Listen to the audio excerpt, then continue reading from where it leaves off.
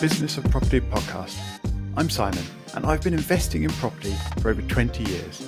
And if you're an active landlord or planning your next property investment, this podcast is for you. I hope you enjoy this episode, and I'd really appreciate it if you could tell one or two other property people about the Business of Property podcast. This week, I'm going to do my monthly property finances live while I record. So you can find out what's involved as I talk through what I'm doing, and you can see how long it actually really does take. Now, I can't record my screen, unfortunately, and share that alongside this recording, because I am actually really doing my record updating. And I use PaTMa, unsurprisingly, to keep my property details. And the screens that I'm going to be looking at and using will be including names and addresses and perhaps other details of my tenants. And obviously, for data protection reasons, I can't share those details. That would be very irresponsible of me to do so. So hence, I can't record the screen. I can't actually show you what I'm doing on this case, but I will talk you through what I'm doing, obviously without any private information, and you can follow along audibly at least. So the only thing that I have done in advance of this recording is to save a few documents. I think there's two, that are going to come along this month. Hopefully I haven't forgotten any. And these are just invoices that have been received during the month. They've been emailed to me, and I've just saved them in the folder where I normally keep my property records. And I'll explain a little bit why I save them there and process them at the end. There is one other invoice that I think I received this month that I actually uploaded straight into PaTMa as and when I received it. And I'll explain that again as we go through. And of course, in some months, there aren't any extra invoices or extra documents. And in fact, that's the majority of months. So I have perhaps, unfortunately, picked a bad month to run through this as an example, because there are going to be some extra bits and pieces involved that often aren't actually there. So we'll have to allow for that in the time that this takes. But that really is all I've done in advance. And to give you a tiny bit of background, in case you haven't listened to the other 200 plus episodes of this podcast and don't already know the details, the property portfolio that I'm going to be updating is actually split into two portfolios, really. There are 5 rental properties in total, and 4 of those are held in my personal name, and 1 is held in a limited company. As I mentioned already, I keep all of my records in PaTMa, and while that does support multiple landlords within a single PaTMa account, I do actually have 2 PaTMa accounts in order to sort of split the billing across the 2 entities, my personal name and the limited company. So I will actually be accessing sort of 2 PaTMa profiles. I have one login that can access both of those profiles, so it's not very difficult to do, but there are actually 2 profiles involved. So I'm going to get started with the limited company first. So I'm just going to flick over to that. So I'm actually currently in my looking at my other portfolio in PaTMa. So I am actually just going to quickly flick across to my other account, or my other profile in this account. There we go. Right, so I'm now looking at my limited company portfolio, and I'm going to click on to bank feeds and then into the transactions for my bank account. And this is where I'm going to sort of center my processing efforts. And I have actually got 4 transactions here from the looks of it. 1, 2, 3, 4. Yep.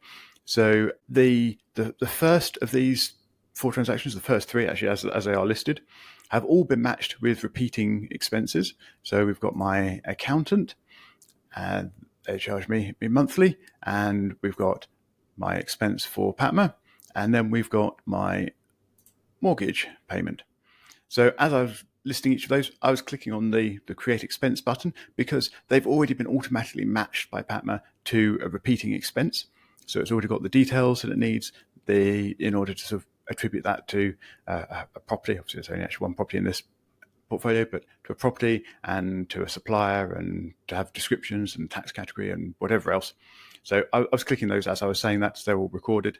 Now, the other one that's here is actually a one-off expense, and this is where I uploaded the invoice when I received it, and I just created that as an expense in PaTMa. So PaTMa has now linked, or matched, I should say, the expense that I previously created to this bank transaction, and I can just click the button to link that. And there we go. That's all my bank transactions processed for the month. Now, you might notice that there was no rent included in that list. Now, thankfully, this is not because my tenants are not paying any rent. They are paying rent. However, they pay that rent by bank transfer, and that's with a consistent reference in that bank transfer. And PaTMa is actually configured to pick that up automatically. So earlier in the month, PaTMa sent me an email saying my rent had been received and recorded, and it had updated all of its records. And that was it. There's nothing more for me to do. So there's nothing else there. So that's that limited company all updated. I'm just going to switch back to my other PaTMa profile. Give me a few moments to do that. Rightio. Okay. And now again, I'm going to click on to bank feeds and go into my transactions to see the details from this account. Now, this one's going to be a bit more involved. There's, I don't know, half a dozen or so transactions that I need to process here, slightly more, I think. So again, easiest ones, I'm just going to pick those off first. These are my mortgage payments. So I've got 4 properties in here, 4 mortgage payments, and I'm just going to click to record each of those. And that is all but one of them done. So interestingly, I've managed to pick a bad month again, and one of these transactions, one of these mortgage payments, has actually changed. I've recently remortgaged, and this is the first month of that remortgage.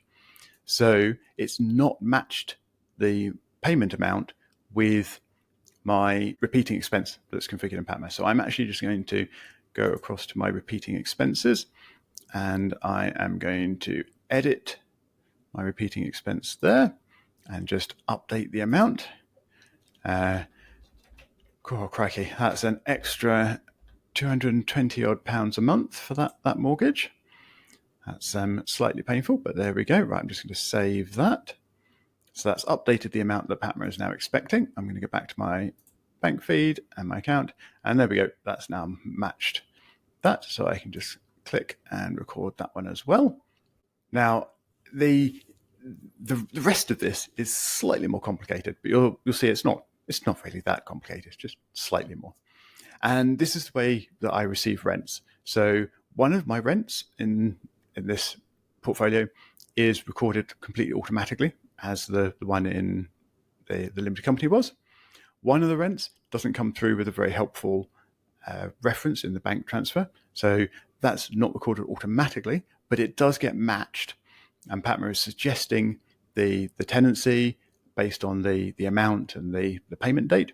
And I can just click a button. Again, that's now been recorded.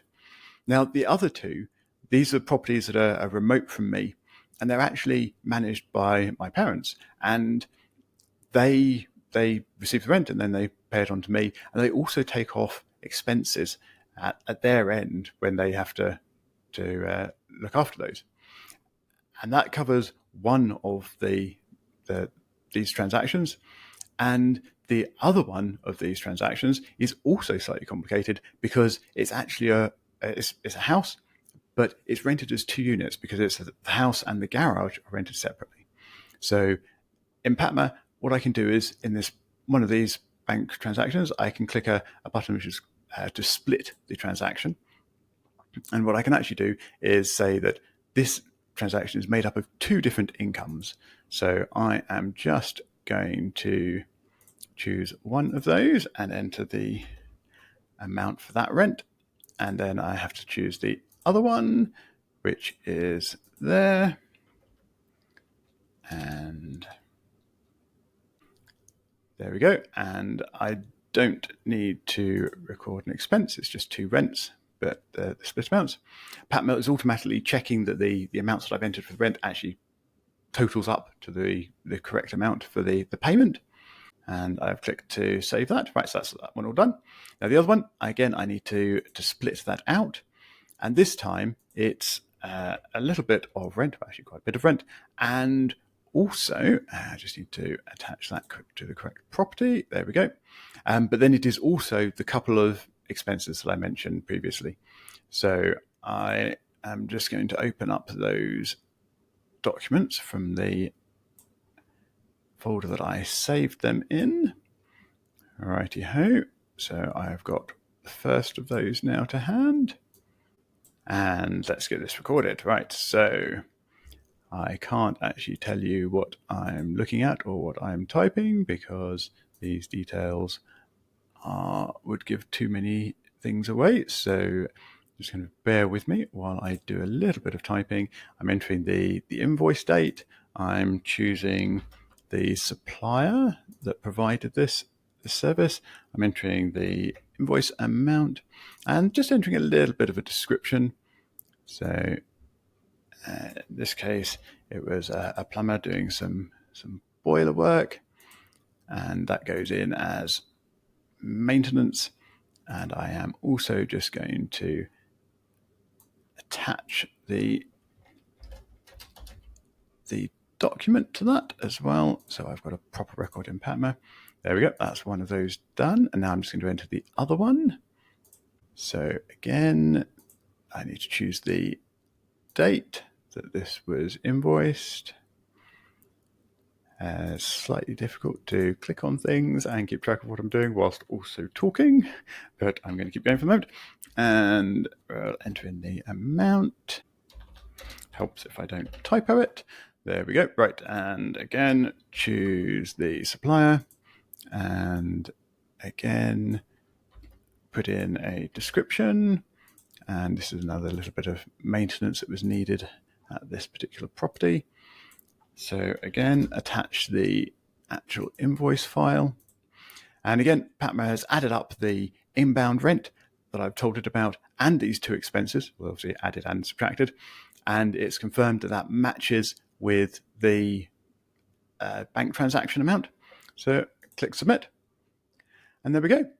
That is all of my bank transactions recorded for the month. So that was all pretty straightforward. Hopefully you would agree that there wasn't very much involved in there. And a lot of it was helped along the way by the automation and the automatic matching and things that PaTMa includes. And most of the complications were really the way that I've got the property management set up in terms of having effectively a sort of remote agent doing some of that work.